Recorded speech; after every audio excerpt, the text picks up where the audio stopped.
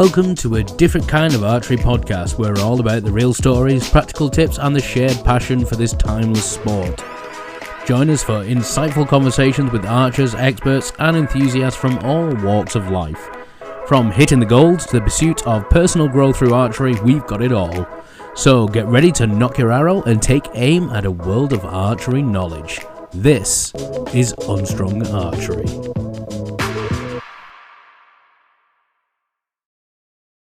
Welcome back to Unstrung Archery. I'm Neil Hickman. I'm Niall O'Neill.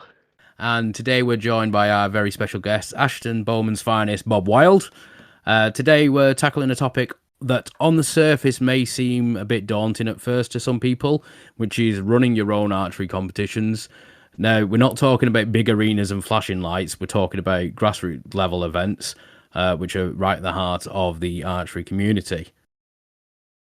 Before we get started with today's episode, I want to take a moment to introduce our first ever sponsor, a company who needs no introduction in the archery community, as we've all at some point either worn or seen their shooting shirts.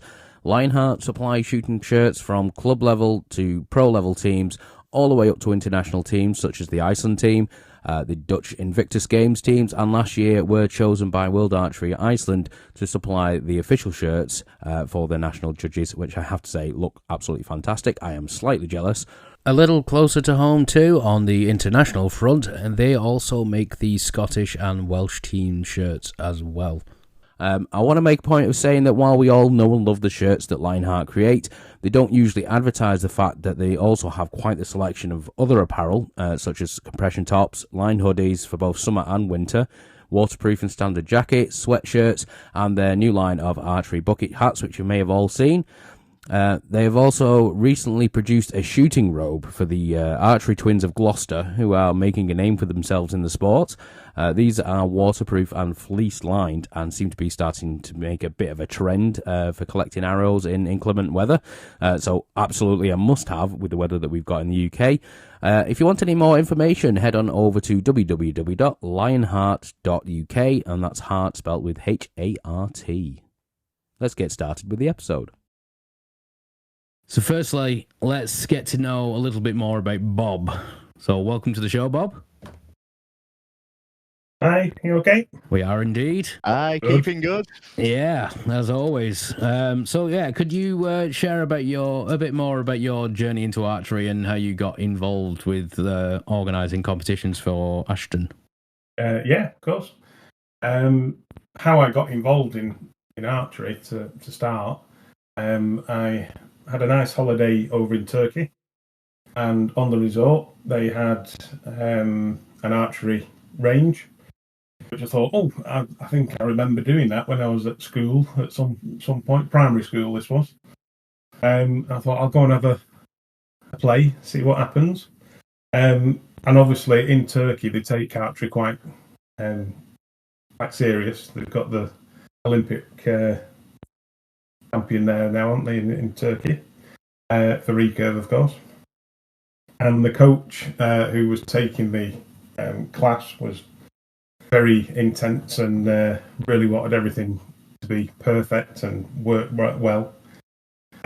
So they had an hour session in the morning and then an hour session in the afternoon, and you could just go and shoot whenever you feel like it.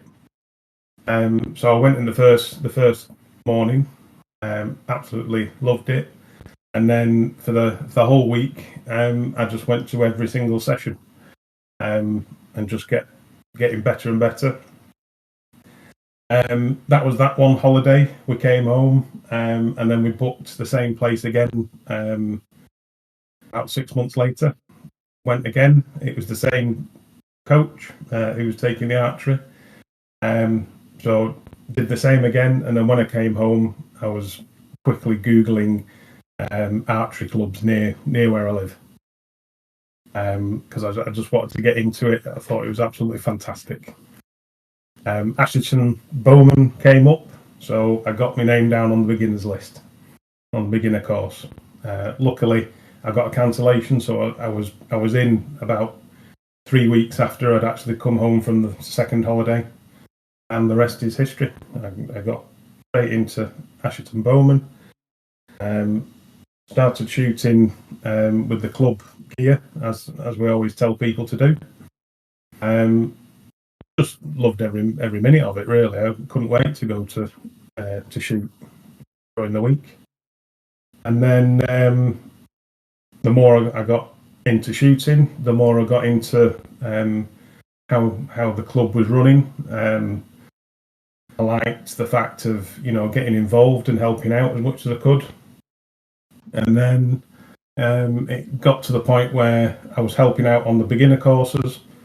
So I did that for quite a while, and then I thought, well, I may as well just do my coaching qualifications. So I did that, and then I now run the one of our beginner courses at Asherton, and then that led me into getting involved in the committee, and helping out with the committee until I finally decided to join when the tournament's organiser had stepped down, and I thought, well, I'll do that and see what happens. Never done tournament organising in my life before, but I thought I'll get involved. And obviously, past tournament organisers at Asherton were on hand to help out, so I learned everything that I could from them. And obviously, I'd attended tournaments beforehand, so I knew roughly how they were run, but you never really see the behind-the-scenes part. Exactly, and that's the reason why we're putting this episode on today, so people can learn a little bit more about what goes on, because I guarantee you there will be somebody sat there going, my club doesn't run competitions. I really want to run competitions, but they haven't got the confidence to go for it, because other than the rules of shooting and the shooting administration procedures, there's not really much out there on the non-technical side of setting up a tournament. And I know those the Archery GB tournament guidelines can be a little bit daunting to some people. Given that, let's have a chat, the three of us, about what the key steps and considerations that we are needing when you are actually starting running competitions. What's the first steps for somebody to get involved with running the competition? I think the first thing is deciding on what competition you're going to what you're going to put on. Obviously, there's all the different types of rounds that you can pick from. There's also different levels of competition. So do you want to go for the high-profile archery competitions where people are always shooting for records? Or do you want a bit more of a, get people involved that not shot before, which obviously we call those novice competitions. So first of all, you decide what type of competition you want to put on. That is a good starting point. Yeah, you work out who you want to attract, and then after that, it's, I think, getting as many people from the club to help you out as you can, and because it's one where it can be a hard job if it's a one-person operation, but if you can get people to help you, then that makes life a lot easier as well. Yeah, I agree. And I think another main point that people miss, and this should happen very, very early on, probably just after you decide what round you want to shoot, go and have a look at all the county calendars, check tournaments in the local area and just outside the local areas to make sure you're not clashing with anything that's majorly established on the weekend that you pick. Definitely. I mean, that's one of the first things that I did going through, if you've got a big open shoot planned, you straight away you look at Yorkshire, you look at Lancashire, you look at Cheshire, because they're all the nearest ones, just to make sure that you're not clashing with any other big events that are going on. Yeah, we actually made that mistake. We nearly had it this year, actually, Bob. Yeah, we did. Yes, I remember. Yeah, because it ended up being Bob. My American shoot ended up being on the same day as Bob's York Hereford shoot. But I think the thinking we had was that if you people who'd go to a York record status York Hereford wouldn't be the people who'd know to a non-record status American shoot as well. And that's another thing to consider as well. You know, if you are not looking for the top archers, you're not putting on a world record status or a UK record status, you might be able to get away with either a novice competition or, you know, a non-record status competition, and still be able to get good attendance on it. Well, the one thing I would warn about that though as well is if you're putting on a novice competition where there's going to be at the same weekend or the same day a big competition somewhere else in your region. A lot of the novice people who shoot are younger and maybe have got parents that are wanting to shoot in the bigger competitions. Yeah, because that's one consideration that we looked at. It's not just thinking of who you've got competing, but who's actually going to be attending and bringing people to the competition. Yeah, definitely. Which is why it's better to avoid it completely. First and foremost. Definitely. But I mean, we had our first clout that we ran beginning of this year. I think it was in May. I can't quite remember the date, but we tried to run it in May. 28th of May, 'cause it's my dad's birthday. Yeah, so we had it originally a little earlier in the month, but then I was quickly informed that clashed with Eccles' double 720 weekend. So I was like, hey, no chance, we're not having it then. Then moved it, and then turned out it clashed with an actual clout competition over in Yorkshire, the East Riding, which is a very established clout competition for that time of year. So, you know, we had very little people sign up to our competition. So it just goes to show, if you don't pick that date right, you're just not going to get the people to come to the competitions. And I know clout's not as well attended as the target competitions can be, but, you know, if you market them well enough, they can be. That said, you'll regularly get a good turnout shoots, because the clout archers do travel quite well. Exactly, especially especially the Goldcrest lot as well. Yeah, you can get a really good turnout on them.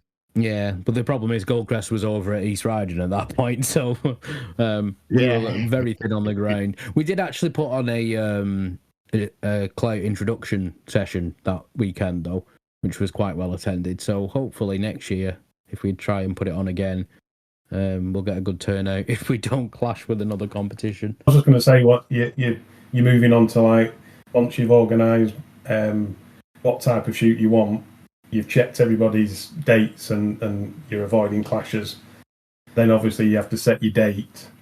And the next thing is making sure that you've got plenty of people from your club that will help out organising it with the TO or tournament organiser. So you need to make sure you get people on board at that point. And not just for TO purposes, you've obviously got your field party. Once you've got enough people, there's also another important thing that you need to do, and that's get people from your club to actually come to the shoot. If they haven't got a job on the field party or elsewhere, try and promote them to come to bolster the ranks out, because that'll help. When people see the target list with more people on it, they'll be like, oh, right, well, it's going to be a good event, and they'll tend to come to it more if you've got more people shooting there. Yeah, good idea. And the other thing that you've got to do, get the judges on as well. Make sure that you can get judges that are free to be able to come and help you on the day. Again, that goes with what type of competition that you're shooting, isn't it? Because obviously on a novice shoot, you don't necessarily need judges to be there. It's always nice to have, because it gives the novice archer more of a realistic idea of what a competition plans out to be. But it's not something that's essential. Yeah, I mean, as a judge myself, I would agree with what Bob says there. It's not essential, obviously, but if you're wanting people, the reason why we put novice competitions on is so they get the experience of how competitions run. So if you can get judges there, then absolutely get the judges there. And, you know, they would, if you reach out to the judges and they've got people free, they'll be more than willing to put judges on for you. Yeah, definitely. I mean, I've always had very good communication with judges, with the Lancashire judge coordinator. whenever you need any help or anything around that, you can always get in contact with somebody from Lancashire who will outline, what you need to do, who you need at the actual event. And obviously, when you get your judges on board, they can obviously give you a lot of advice as well. Yeah, I can second that, because when we ran the novice head-to-head that we put on at Wigan and Orrell a couple of months ago, that had a lot of planning behind it because of the head-to-head element. And we spent probably 2 months just going between the judges and getting the format for the actual head-to-head, obviously based on who we had attending at the time, but to obviously decide what distances to put out as well without overcomplicating it. So the judges were really helpful in that sense. Obviously, I was a judge myself. I'm a judge myself, so I kind of had an idea, but it always helps to have that little bit of expertise behind, especially when novices don't tend to run head-to-heads. I haven't actually witnessed a head-to-head myself. I just thought, you know what, we need something in the area that's got head-to-heads for novices, so we just ran with it. And that was quite groundbreaking, I think, wasn't it, for novice shoots? I've never heard of like a head-to-head competition for novices before. And I've not either. And the feedback we got from it was great. The only head-to-heads I've seen have been your feature 70s or your feature 18s when you've either indoors or outdoors, so proper record status shoots. So never mind for novices, just in general. Yeah, your serious archer or archery competitions, isn't it? That's and like you say, if you're having novice competitions on there, you want to try and give them a flavour of what you could actually become as you go through your archery career. Some of those people that are novices, we all started off as novices, didn't we? And it's we've all been it's one there. of those things of like, the more experience you get, the better you feel when you go to the next competition. 100%. And that was one of the main reasons behind it, is because a lot of people from our club were like, well, I keep hearing about all these head-to-head competitions at national level and stuff, and I've never seen that format. We don't do it at club shoots. I mean, we don't get me wrong, we have the odd fun head-to-head every now and then, but that's just usually after people have finished practicing and they're like, hey, do you want to do a head-to-head? There's just nothing ever serious about it. So I discussed it with the committee and see what they wanted to do with it, and they were like, yeah, let's go for it. And the judges I told about it, they were very excited, because obviously it's a chance for some of the less experienced judges to get in and figure out how head-to-heads are run, because generally the only experience they get with them is at national level. And obviously Wigan and Orrell's always used to run a 720 and head-to-head anyway before COVID, but we've not run anything since. So the judges that are there now might not necessarily have had the opportunity to do that in the past, so they were very grateful there as well. So this is the other thing, you're not, when you're putting on competitions, you're not just helping out the local archers, you're helping out the judges that are in your area as well, that they can get the training in and whatnot. It's this much bigger picture than just putting a competition on, especially for your county. So creating a welcoming and inclusive atmosphere at competition is obviously a crucial part of it. So how do we go about achieving this, and what impact does it have on participants? Well, one thing that jumps out for me, and it always goes down very well at Asherton, is having some good food on. Oh yeah, 100% agree with that statement. It's one of those things that attracts people. The sausage butties last time I came through, Bob, they were nice. Oh, they're special sausages. Those we have to go to a special place to get them. I've not divulged where we get them from because it's a secret. If you told us that, I'm afraid you have to kill us. Yes. This episode would never air if he told us that. Yeah. but it's definitely something that attracts people. I've had quite a few archers come up to me, when we run our opens, or even when I've been in other competitions elsewhere, and they come over and say, "I only entered that competition because of your food."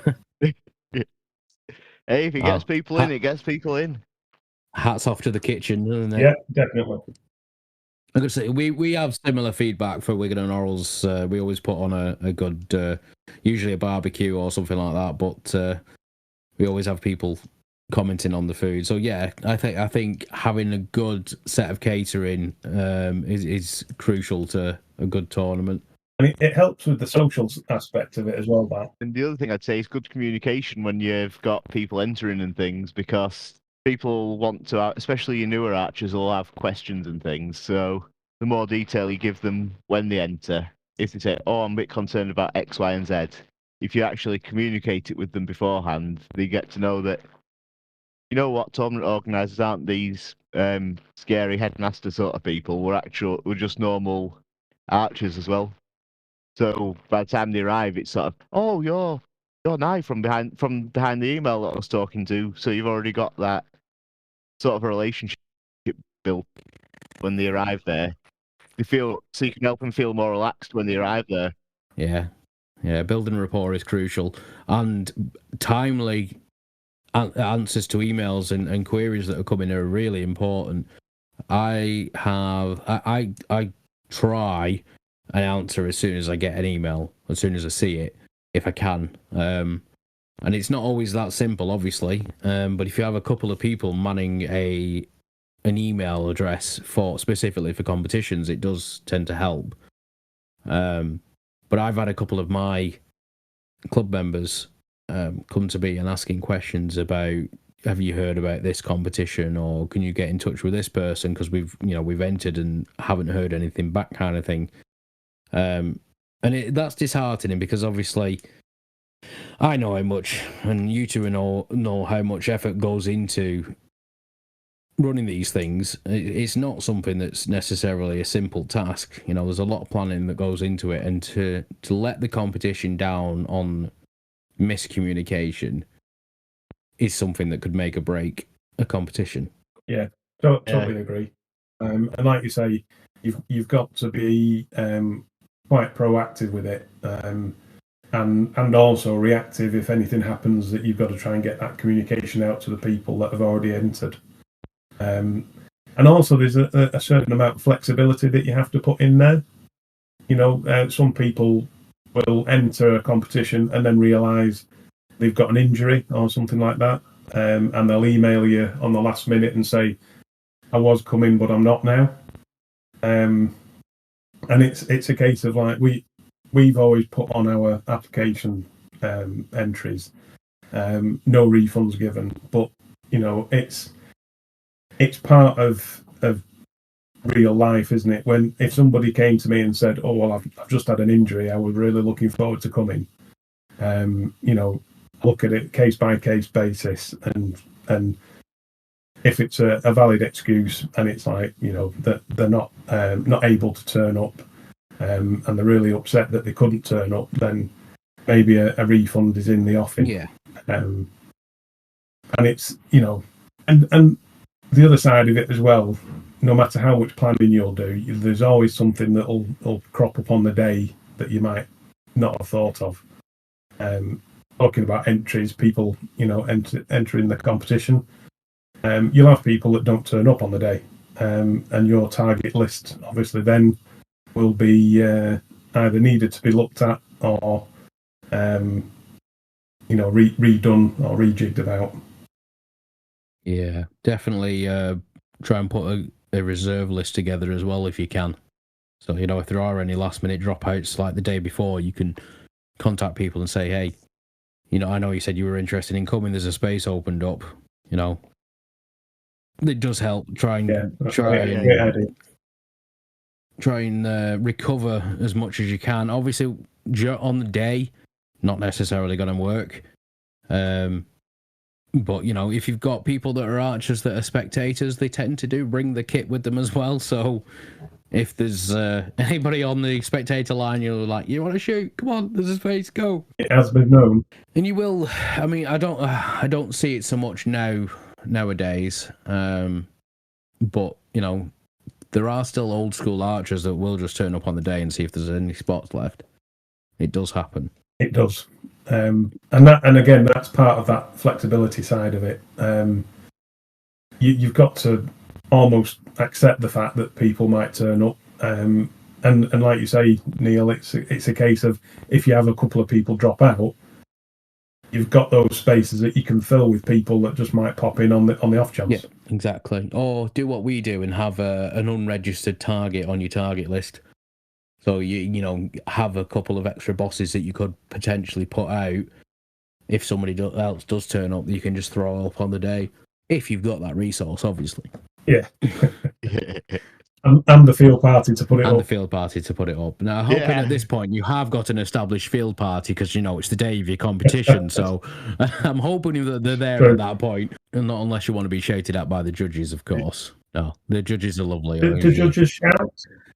Yeah. We try not to. But, you know, at the end of the day, the judges are there to keep the timings of the day going as best they can, amongst other things, obviously. But their main priority is making sure everything's running to schedule. That's not even the tournament organiser's job. As soon as you hand over to the judges after your assembly, that's them running the day at that point. So, you know, it's not. I've definitely been talked to in an assertive manner, but I haven't been shouted at. I'm naming no names. What were you telling him off for, Neil? No, it wasn't me. It wasn't me. It wouldn't have been Neil, definitely not. Oh. And that is, like you say, it's a case of once you hand over to the judges, then the range is theirs, and they need to make sure that order is kept as it should be. 100%. Because it is, you know, it's a safety thing, isn't it? Everything's got to go like, you know, the way that the rules are laid out. Yeah, and obviously we're there to make sure that everybody enjoys themselves as well. So that's another point I will make. The role of a TO is not as much on the day as it is the preparation of the day. Once you're there, you're generally handing over to the judges and just dealing with any issues that come up. If you've got yourself a good team, then, you know, if you've got yourself a scorer, you know, you can hand off scoring to them. You're just literally going around and playing host at that point. So I feel personally when I'm running competitions that a lot of the stress disappears on the actual day of the competition. Yeah, I've been the same as yourself, Neil. You basically become part of the field party, don't you, when it gets to that point. Exactly. Although in the past I have been tournaments organiser for big competitions at Asherton and shot in them as well. So it's not even something that, you know, it's not a case of you don't have to compete if you're a tournament organiser. You can do both. It was a bit of a struggle, but I did it. Yeah. Yeah. If you've got a good field party behind you, then it's good. Oh, yeah, I was just going to say, Bob, I've had the same as yourself on tournaments in the NBAs that I've been able to join in and take part as well alongside everyone. Once we'd got the range set up and all the legwork done there, I was able to then go and take part myself. Yeah, it works. I mean, you are a little bit distracted sometimes, but at least you still enjoy the shoot as well. Yeah, you can. From a judge's point of view at that point, so long as you're able to make yourself available if, you know, something goes wrong or delegate to someone, then there's absolutely no reason why you can't enjoy the day yourself and do some shooting. So, yeah, 100%. Okay, so moving on. Obviously, organising competitions comes with unique challenges. Either of you, or obviously I'll see if I can think of anything myself, but we've got any stories of overcoming obstacles and how the experience of that has shaped your approaches to tournament organisation? I think for myself at NBA, when it came to overcoming obstacles, it wasn't so much one specific thing, but after COVID, when I took over, we were coming in completely from scratch. So our previous tournament organizer wasn't able to do the job, be on the committee for his own reasons. So in essence, it's right, who's going to take on tournaments? So it's, I'll give it a go, but I've never done anything like this before, and no one else had been a TO in the past. So a lot of times it's just figuring it out on the go, if you will. Where we muddling through, right? I'm pretty sure that needs to be done. I'm pretty sure this is what needs to be done. There was a lot of that, but what we found through it, I think because we were so, well, we're worrying a bit about things. So in the end, we'd sort of looked so in depth at everything that after we realised, oh, hang on a minute, it wasn't as for just a general club level shoot. It wasn't as stressful because we'd been so organised in the build up. It wasn't as stressful as we'd realised. So we thought, if someone can make sure we're organised with everything, we'll be okay. Yeah, if that I makes 100% sense. agree with that. Yeah, we had a similar situation where our TO had left the club, and we were essentially left with nobody that actually knew how to run tournaments. We had a lot of people who were, field party on numerous occasions, so they knew what they needed to do, but the actual depth of organising tournaments was quite difficult. In that situation, what I would highly recommend to anybody, if you find yourself wanting to run competitions and literally nobody in your club knows how to do it, reach out to Archery GB, reach out to your local county reps, your regional development officers. They will help. If you can find somebody even at another club that will be quite happy to mentor you up to whatever level you want to get to. I think you require a mentor anyway for UK record status and world record status. But even non-record status, you can still get somebody to say, just even if you just go on to Facebook and say, look, I want to run a tournament, I have no idea what I'm doing, can someone help me out? You'll probably find somebody from your local area that's willing to help. Reach out to people. You don't have to be alone in setting these competitions up, but run club competitions first. Don't try and go all out and do an open. Just do your own club members and run a club competition. I remember in the build-up to our American Neil, you and me, we were talking quite regular, weren't we? Sort of bouncing ideas as well about what we were planning to do and things. So reach out to other people other TOs and ask them what their plans are, how they're trying to do things. That way you can bounce ideas off other people and find out, because it might be thinking, oh, I'll do this, and then someone else might say, yeah, look, we tried it, but that didn't work, so this and this as well, so try it that way instead. I agree, and that's what I was just about to say. I say this to everybody. It's, archery folk are usually, on the whole, very friendly people, and that, if you approach them and just, be honest with them and say, I'm not sure how to do this, they're more than willing to pass their experience on. And that's how I found, when I started doing tournaments, it was that the big stumbling block for me was, it was fine putting on the internal club shoots.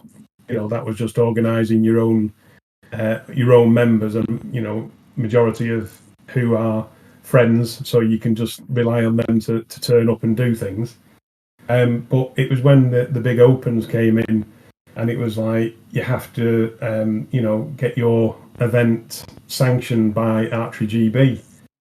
I hadn't got a clue what to do there. I didn't know what I was supposed to do, but, the first ones that I did, I didn't know what, I had an idea what a UK record status was, or a world record status, or a Rose Award, because I'd been to competitions myself, but I didn't know how to actually get that, nailed on, and get it all sanctioned by Archery GB.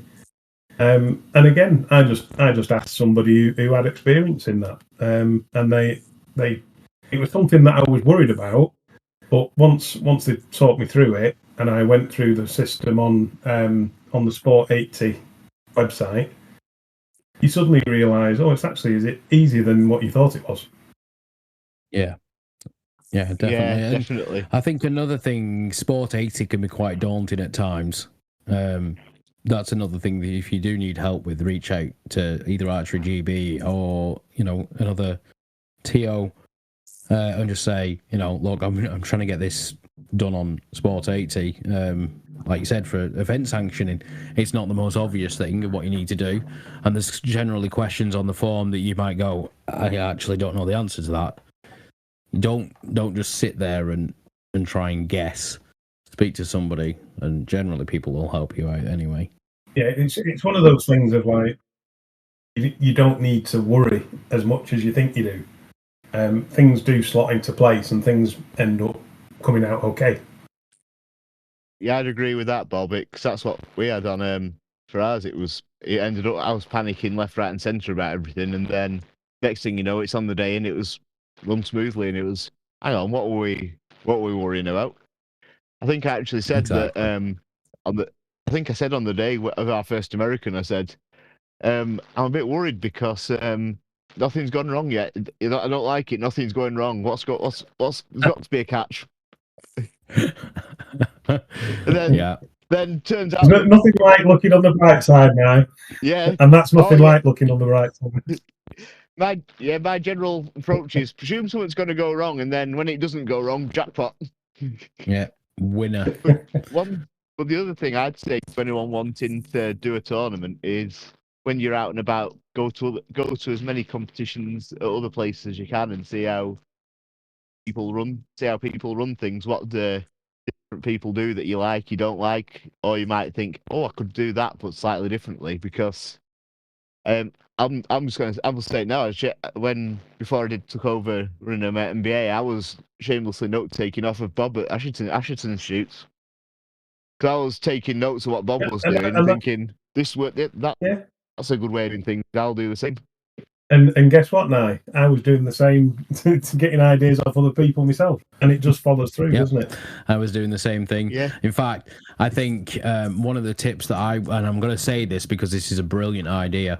If you're running a competition where you're having to move distances, I know what NBA were doing. I wasn't there this year, but last year I remember they had the rope with the duct tape marking the legs of the bosses.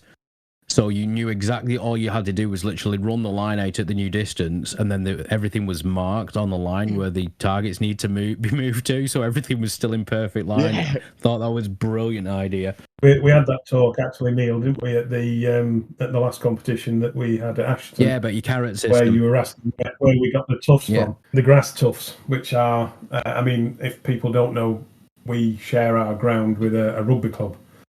So you have to be careful where you put markers on the ground for your different distances. But we found that there's these little nylon tufts that screw into the ground, and RFU are quite happy to have those on a rugby pitch because they're quite safe. So what we ended up doing was when we set up our range on the field, is about 150 different tufts for metric and yardage.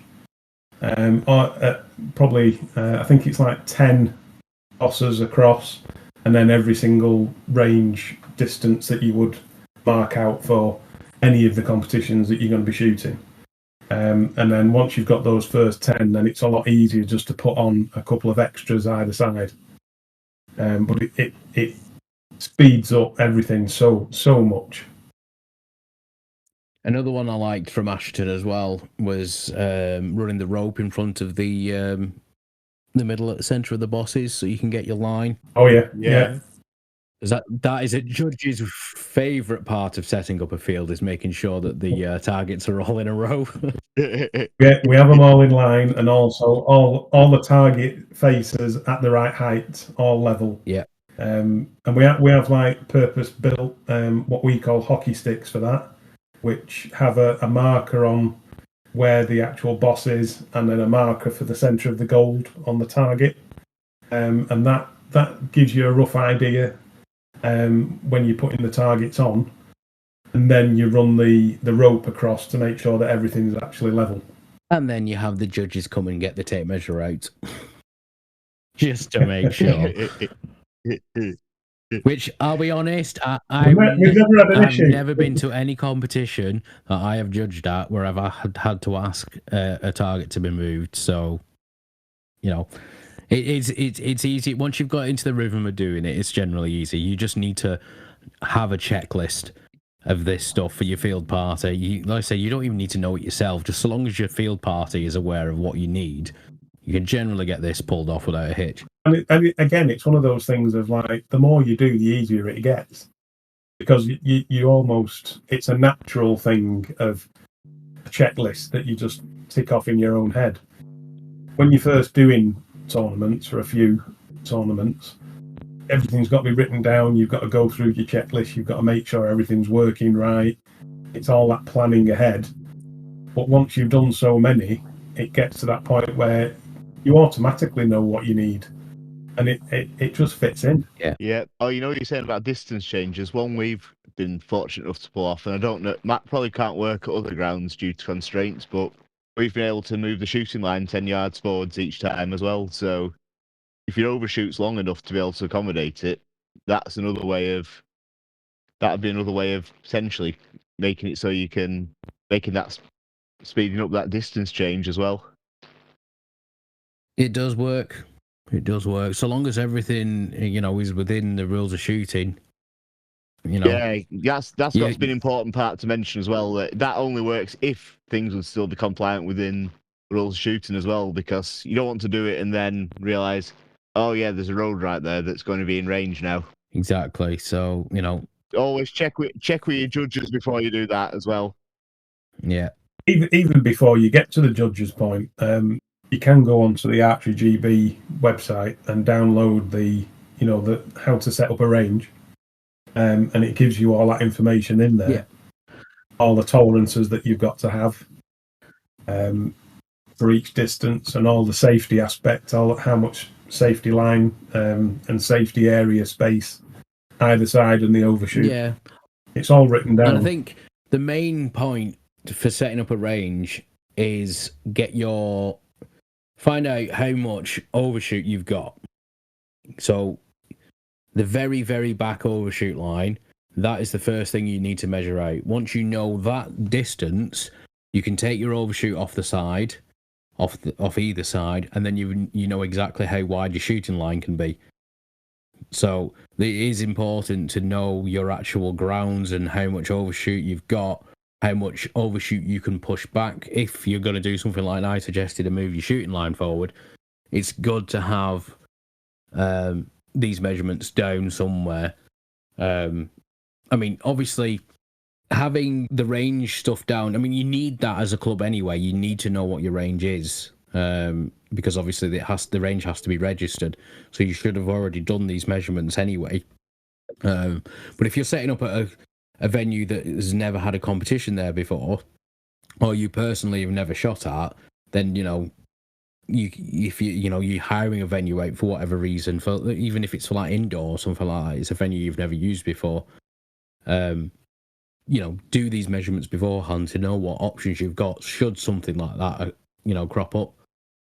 Is a good idea. And that's also part of the risk assessment. Like you say, if you're running a competition at a venue that you've not shot at before, make sure that you do a proper risk assessment before the shoot goes ahead, because judges will ask for that. Yeah, and you need your certificate for the range as well. So you're going to have to register it regardless if it's a new range. So these things are all part of those checks. So it should never be an issue, at least anyway. On the flip side, obviously, we said that there's some unique challenges. So on the flip side to that, what are some of the most rewarding aspects of hosting successful archery events been for you guys? It's always, for me, when you get, you're going sort of like down the line or you're milling about during the competition, and you're chatting to people that are shooting, and you get the compliments, you get the feedback that everybody's enjoying themselves, and it's it's been a really good day. Something that you can't control, but like the weather, for instance.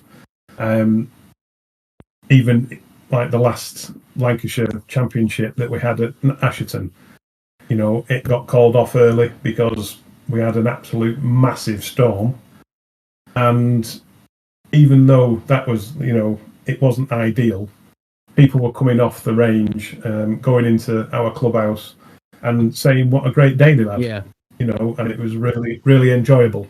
Being part of that judging team on that day, that was a very, very tough call that we had to make. It was the right one. It was definitely the right one. And I remember us all stood around there saying, could we get a little more on this? And then that second clap of thunder came. We were like, nope. we know the thunder. And then the rain. Yeah, we knew the thunder was some distance away at that point, but I think about a minute to 2 minutes after that, it was just torrential downpour, and the whole field got flooded out. It was definitely the right call to make, and it did disappoint a lot of people. But they understood it after the rain came. I think, at least anyway. Yeah, I know there were some people that were like shooting really well, and they were looking at like, oh, I might be able to break a record here, and they wanted to carry on shooting, but believe you me, if they'd have carried on shooting, no records would have been shot. not in that way. Well, they could have got the record for the wettest archer. The field party were an absolute gem on that day. I was in regular swim training at that point, lads, and even I wouldn't have wanted to be out in that from what I've seen on the videos. and I was swimming 4 or 5 times a week in open water. We all came in, the people that were trying to get all the bosses in and everything. We just absolute drowned rats. And you couldn't get any wetter. I think Nye might have been able to do an open water swim on the field. Yeah. Yeah, so I just swum back to Morecambe. It was bad enough, trust me. And another top tip: when you put wet bosses away, make sure you get them out on a dry day to dry off. Oh yeah, you don't want to get mold in your bosses at all. No, yeah. So that's my the reward for putting on the shoots. It's nice to get like the community together.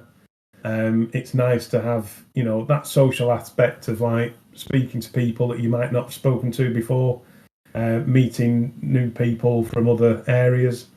I mean, you two guys, I would never have met you unless you'd have come to Asherton, or I've met you at a different competition. Yeah.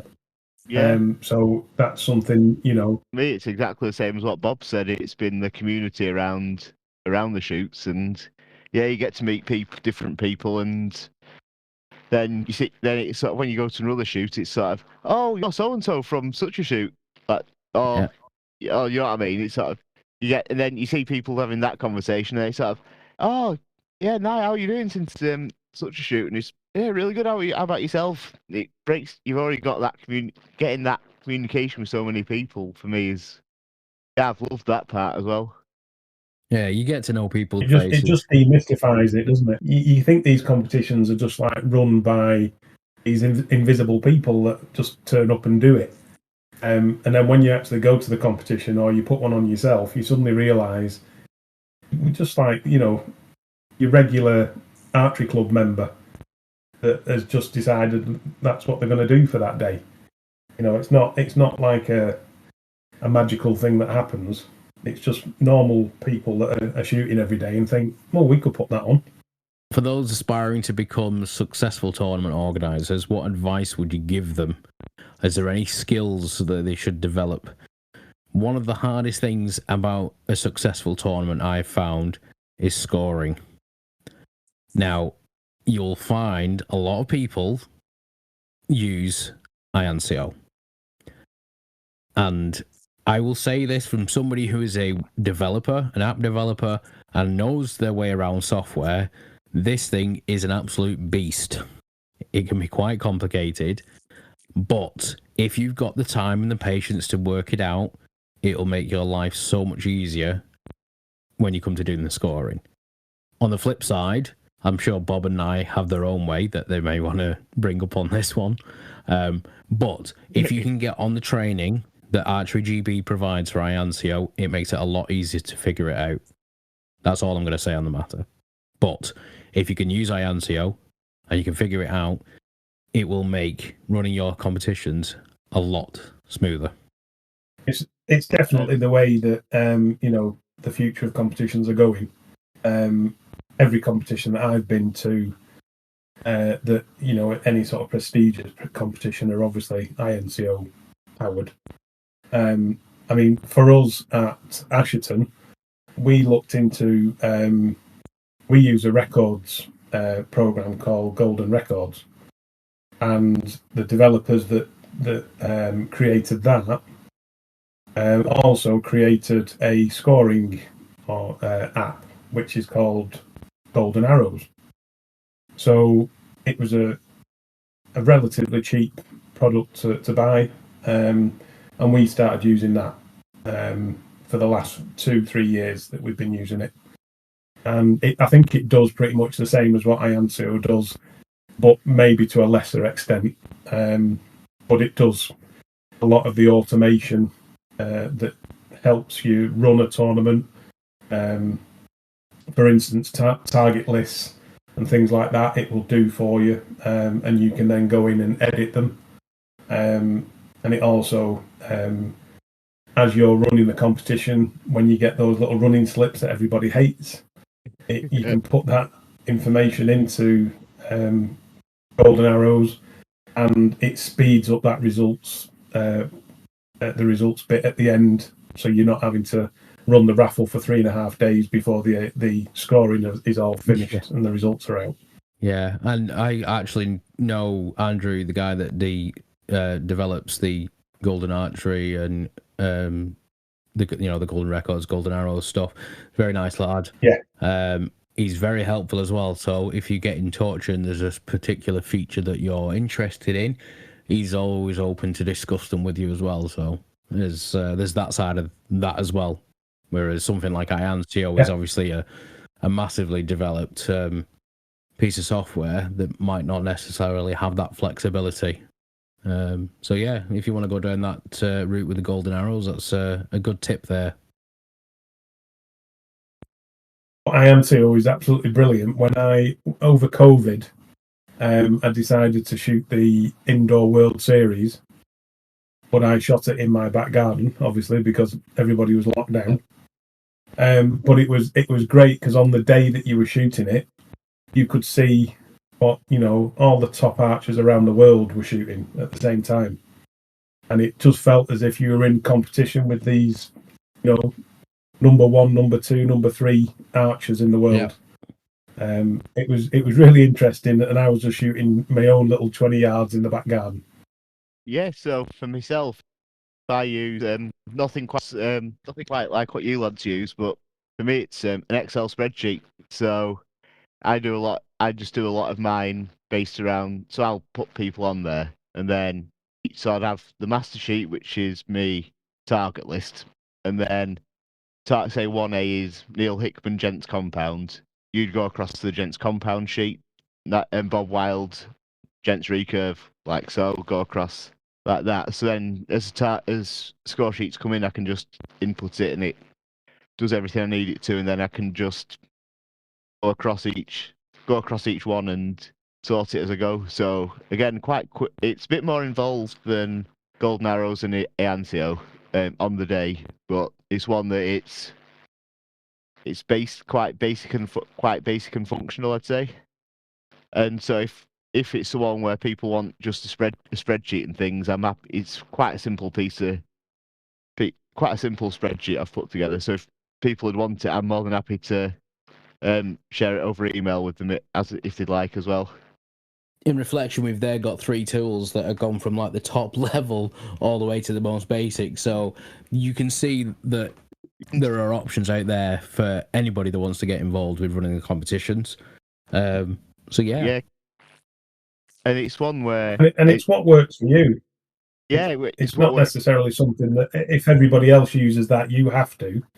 If it works for you, And we've got people who's taken over the scoring at our club, and they might not want to use golden arrows, and they'll just say, "Oh, it's okay." Like you say, I've got an Excel spreadsheet, and it's my tried and tested method, so I'll just use that, and that's perfectly all right as long as the scores come out at the end. It's fine.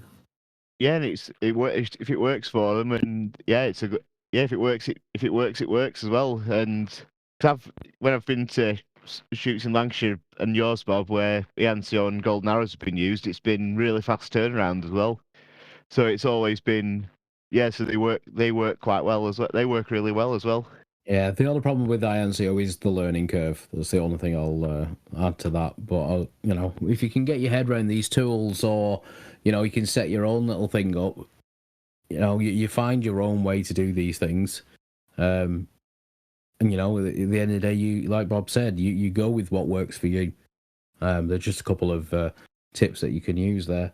I think the main thing with whatever system you use, it always helps if you fill them in correctly to start with. Yes, 100%. You always need the correct input from the start. Otherwise, you end up getting a bit of a hiccup on the day. So if you make sure that everything's working beforehand, on the day it should all come out right.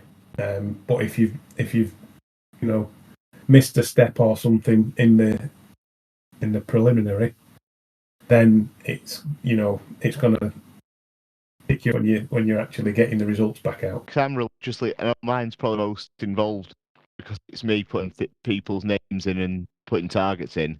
I'm religiously testing my spreadsheet all the way through up until the day to make sure that everyone's connected to the right place as and when.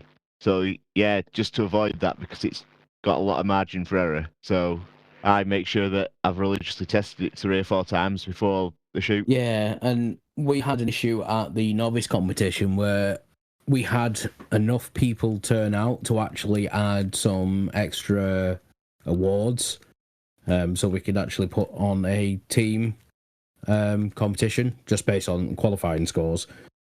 However, because we hadn't actually had that as a forethought, IANCO didn't actually load that because we hadn't got the team qualifications set up. So it was an afterthought, unfortunately, but had that had been set up in the first place, it'd have been a lot quicker for us.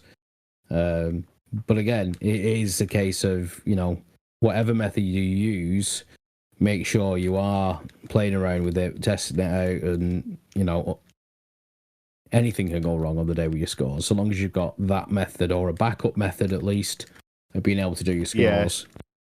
It's a very important thing, because at the end of the day, that's what people are there for, is to figure out what their scores were at the end of the day. So okay, so we're at that part of the show where we have a look back at all the tournaments that we've been to recently. However, as Bob's been out with injury and I haven't been to any competitions lately, this one's on you, Nye. So what competition do you want to talk about today? Well, actually, I've not been competing either. But I'll be honestly, we've just finished not just competing, but actually running one. So quite appropriate for today's podcast. NBA, we've just had our second friendly American since COVID, and it's been, first of all, big thank you to everyone at NBA who's helped it go ahead and go really well. But also, big shout out to archers from both Wigan and Orrell and Asherton Bowman as well, because Wigan and Orrell archers arrived early, were helping us putting faces up, things like that. And to the Turner family from Asherton, who ended up doing tea and coffee for us, because usually what happens at NBA shoots, I wrote my mum and dad in to coming in to do their to do tea and coffee for us. However, night before was their joint 70th birthday party. So I said, look, don't come down, because I want you to be enjoying your night out rather than coming to us. So we'd had self-service available for tea and coffee. The Turner family and were good enough then to say, don't worry, Nye, we'll look after it for you. So overall, we had a really good day, really good turnout, and yeah, as far as I can tell, everyone seems to have had a lot of fun. We had a few people break club records and set PBs, so that's always nice to see when people do that. And also, we had a special guest at our shoot from Asherton Bowman, Isla Turner from the Little Archery Shop. Yeah, so this is the first time I've actually come across this. So while we were mooching around on Facebook the other day, I came across the Little Archery Shop, which I believe Isla is a member of Asherton Bowman and has set up well, the name kind of gives it away, a Little Archery Shop, where she goes around tournaments with some handcrafted archery goods. I just thought we'd give a shout out on the podcast. Everybody really needs to check out the Facebook page, which is the Little Archery Shop UK. The UK is important because they had an old page which unfortunately was compromised, so they had to create a new one. So this is another reason why I wanted to give them a shout out, was to try and help them get their following back on this new page. But yeah, as she's a member of Ashton, Bob, can you give us a bit more information as what she's been up to?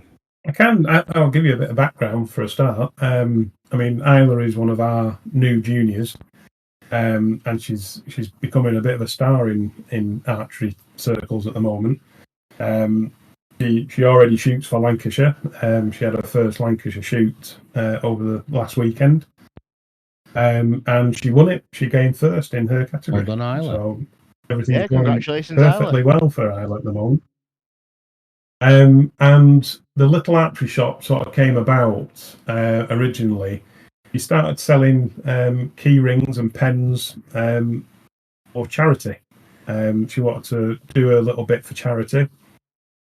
So she saw a bit of an opening and started selling these bits and pieces to club members, and then started going to shoots and seeing if she could get a bit more of a way of a donation. So it started off that way, and then obviously as she's progressed as an archer, she wants to be going to a lot more competitions, and we all know if you start travelling to competitions to compete, it costs money. So she thought this little enterprise of the Little Archery Shop could go a little bit towards her funding her archery career and going around all the different competitions. So it's sort of gone from strength to strength, and hopefully, I think for people listening out there at the moment, just keep an eye out for the Little Archery Shop. So I think there's going to be quite a lot more products coming out to be available. I've seen a few prototypes that Alex, who's Isla's dad, has let me have a look in. And Christmas decorations I've seen already. Ooh. So even though we haven't gone past Halloween yet, I think there's some archery-themed Christmas decorations on the way. So looking through some of the stuff that on the page that they've been just selling, to be honest with you, the thing that struck me the most was the hats, the bucket hats, because I've been after a hat for my judging, and the Eat Sleep Archery hat was just like, yep, I need to get that for me judging. It was the right colour as well to go with the judge's uniform, so I think I'll be getting myself one of those. But yeah, there's some great little crafty stuff, and I believe the Penguin was keeping her company at NBA, wasn't he, Nye? Yeah, telling me our club mascot was keeping company. Yeah, I just said to Isla, would you mind looking after him for me? And yeah, she was good enough to do so. And bit it's of like he's getting up to modelling. some mischief. Always, he's been taught by me. Yeah, exactly. Although he does look good in the bucket hats, I will give him that. Yeah, I'd have to agree there. He pulls them off better than I would. Okay, so yeah, if you guys are listening out there, if you want to give them a follow on Facebook, they have got their website up and running now as well, which I can't find the link of that, but we will put that in the description for this episode. So that is the Little Archery Shop UK on Facebook. We'll give them a follow, and a big shout out to Isla. Hopefully we'll see you at some more competitions coming up in the future, so good luck, and keep keep going after them those records as well. So finally, let's go over our competitions that we're looking forward to. So let's start with Nye. Have we got anything lined up that you think people should take interest in? Well, the next couple of shoots I've got lined up are the Cumbria Indoor in early February, and the Kendal Portsmouth shoot. And the Keswick Stafford as well. So I've got a nice little triple header coming up in Cumbria. So Keswick Stafford, and then the Cumbria Indoor Championships, followed by the Kendal Portsmouth shoot. So that'll be a nice little triple header to keep me busy there. So yeah, fingers crossed for a good time there. Oh, good luck with them ones, Nye. Bob, anything on your calendar? I've got a little bit of an internal type shoot, which we have a friendly each year with Moorside Archery. So we've got that scheduled in December, and we host that at Asherton. We don't really host any sort of open competitions indoor at Asherton. It's more the outdoor. But one other thing that I'm going to be looking forward to early next year is the Lancashire Indoor Championships, which is, I believe, on the 25th of February. That'll be up in Preston, I would imagine. It's usually that sort of way, isn't it, Bamber Bridge? So those are the two that I would be looking forward for indoor. But I do have a little bit of a news on the Lancashire Outdoor, which is being hosted by Asherton again, and that'll be June the 8th and 9th. Ooh. It'll be a 2-day event. Fantastic. So get them in the diary. Yeah, get them in your diary, guys.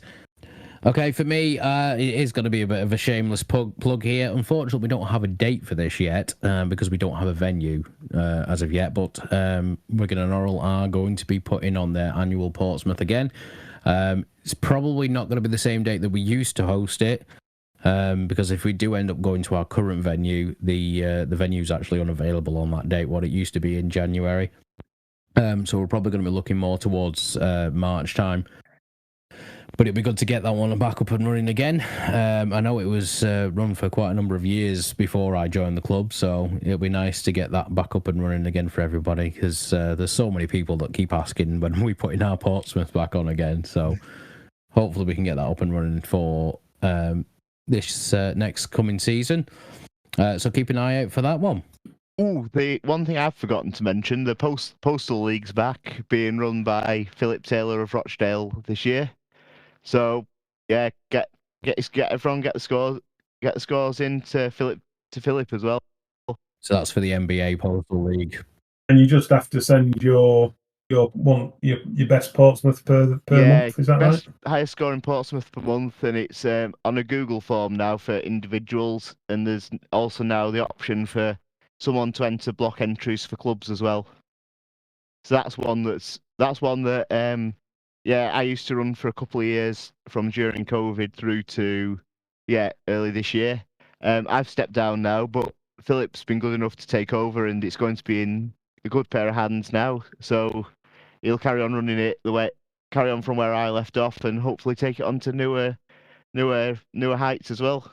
That's great. Thank you very much, Phil, for carrying that one on, because that was quite a popular, at least in our club anyway, popular Postal League to enter.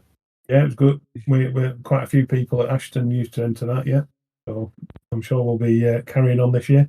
So as we draw the bowstring on another episode of Unstrung Archery, I just want to say a great thanks to our guest, Bob Wilde, today. Thank you very much, Bob. Yep, thank you, Bob. Thank you very much for having me. I've really enjoyed it. Thanks very much, guys. You're welcome. I hope this episode has enlightened some people to start running their own competitions, because there's nothing we need more than competitions right now. And obviously, the more competitions we can put on, the more people are going to be inclined to actually go to them. So thank you very much for joining us today, and we'll see you all on the next episode.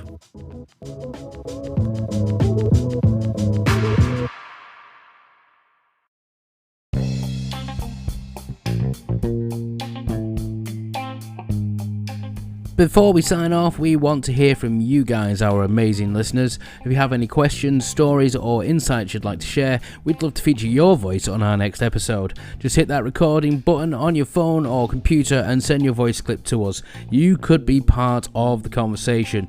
Plus, we are building a vibrant archery community on our Discord server. It's the perfect place to connect with fellow archers, share your experiences, and stay updated on all things unstrung archery. You'll find the links to both our voice submission platform and our Discord server on our Linktree or in the episode description below. Your voice matters and we can't wait to have you join the discussion. Until next time, keep those questions coming and stay safe in your archery journey.